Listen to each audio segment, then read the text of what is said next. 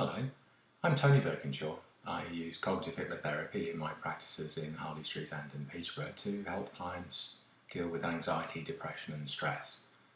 Now today we're going to be talking about emotions, and I'm going to teach you a short but powerful technique that you can use to help your mind change its mind about which emotion you happen to be feeling. Now, you may have found your way here from the February 2016 edition of TV Talks, in which case, welcome.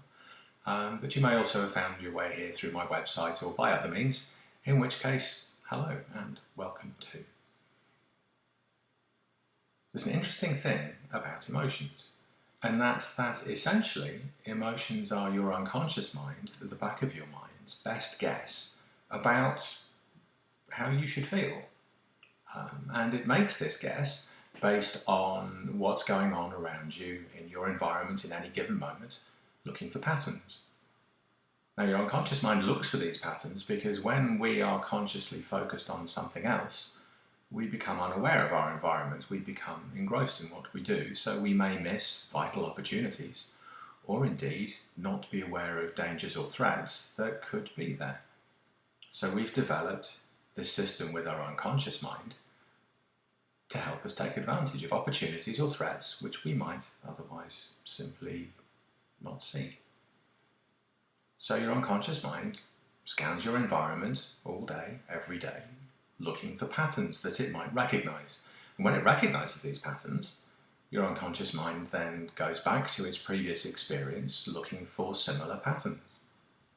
And when it finds those similar patterns, it makes a judgment as to whether that original pattern was an opportunity, something which we should take advantage of, and if it was, we may feel peaceful, happy, calm, curious, excited, elated, in love, hungry.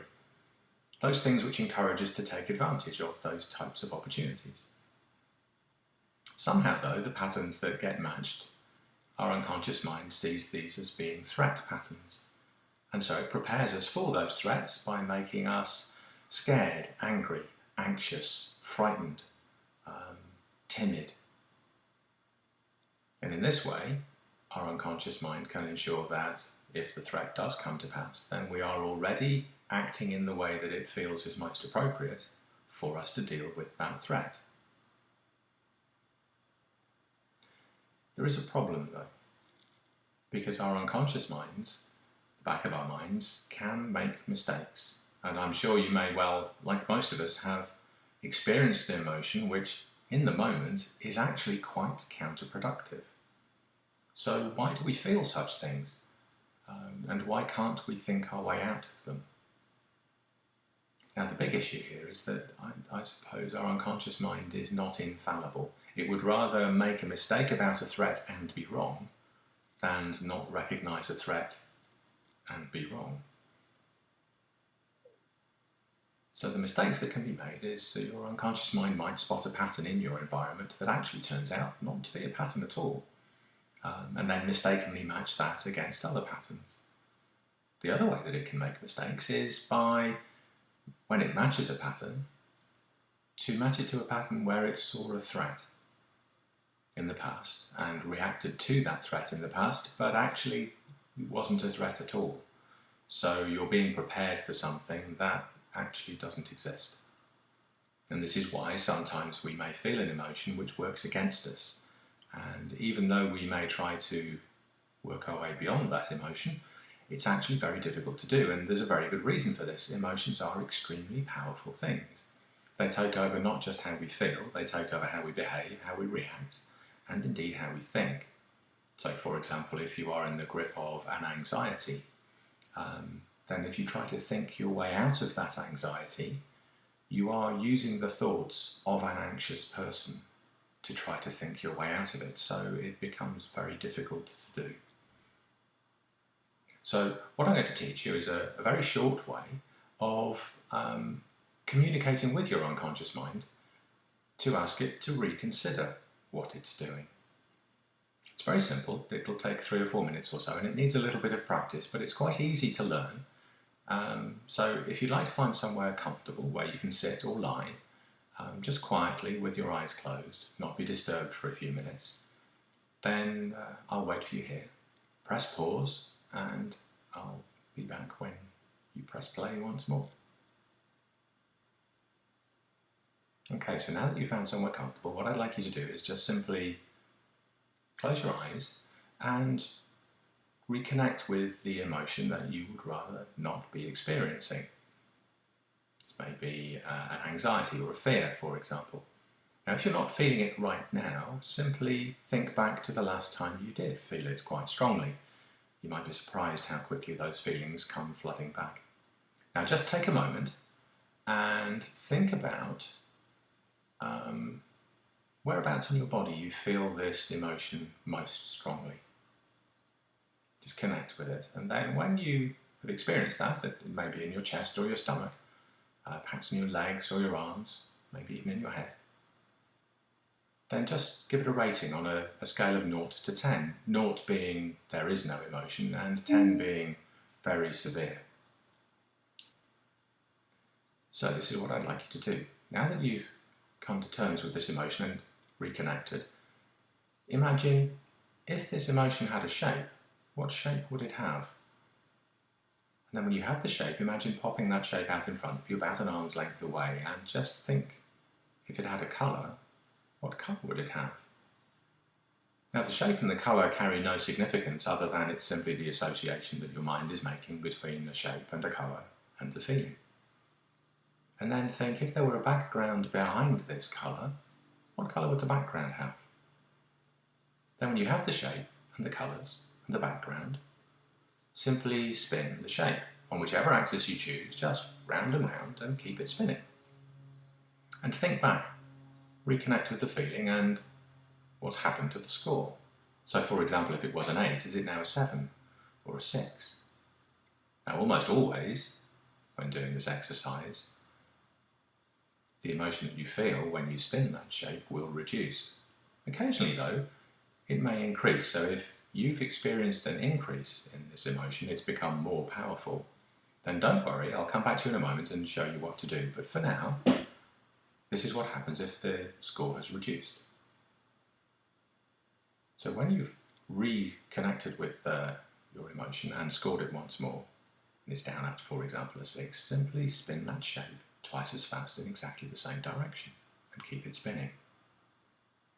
And then score your feeling again. It may have gone down to a 5 or a 4.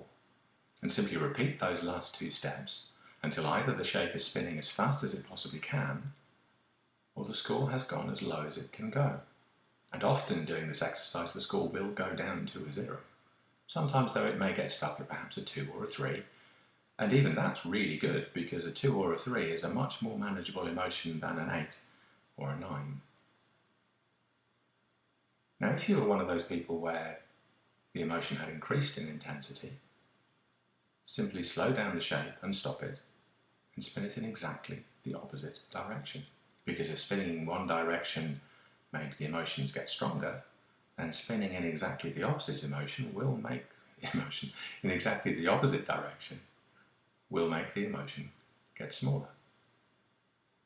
So now that you have this spinning shape, spinning as fast as it can, and the emotion as low as it's going to go, then reduce the size of the shape, make it smaller and smaller and smaller whilst it's spinning, until you end up with it as being as small as it can possibly be without actually disappearing, just the tiniest tiny spinning dot of a shape. And then make it even smaller still, so that it has to disappear. And then once it's disappeared, think, what emotion would you prefer to feel at this time? It may be peace, calm, excitement, alertness, confidence. And whatever that feeling is, just ask yourself, if this feeling did have a colour, what colour would this feeling have? And then whatever that colour is, allow that colour to soak in from the top and the bottom and the sides until it completely covers the background with this colour. And then when it's completely covered the background with this colour, allow that colour to soak into you. To flow into you however it chooses, wherever it chooses. And then just let it keep flowing into you until it's gone everywhere that it needs to go. And then when it's gone everywhere that it needs to go, you'll find yourself feeling this new feeling rather than the old feeling. So very gently open your eyes, remembering the colour that this new feeling has. You might be surprised at different places that you spot this colour through the rest of the day to remind you of this new feeling. But well done. We've been through this exercise and you've found a way of reducing the intensity of the feeling that you would rather not have and replace it with one that you would prefer. Now I would encourage you to practice this just 1 or 2 times before you may need it for real. So practice it somewhere safe and calm, so that if you find yourself back in your real life, in the grip of an emotion you'd prefer not to feel, simply find some space for 3 or 4 minutes, sit somewhere quietly, shut your eyes, and spin the shape and the colour. And replace that shape and the colour with your new feeling. So in a very real way, you now have a technique, a very powerful technique, for asking your unconscious mind to change its mind. So thank you for listening, and I hope you found this useful.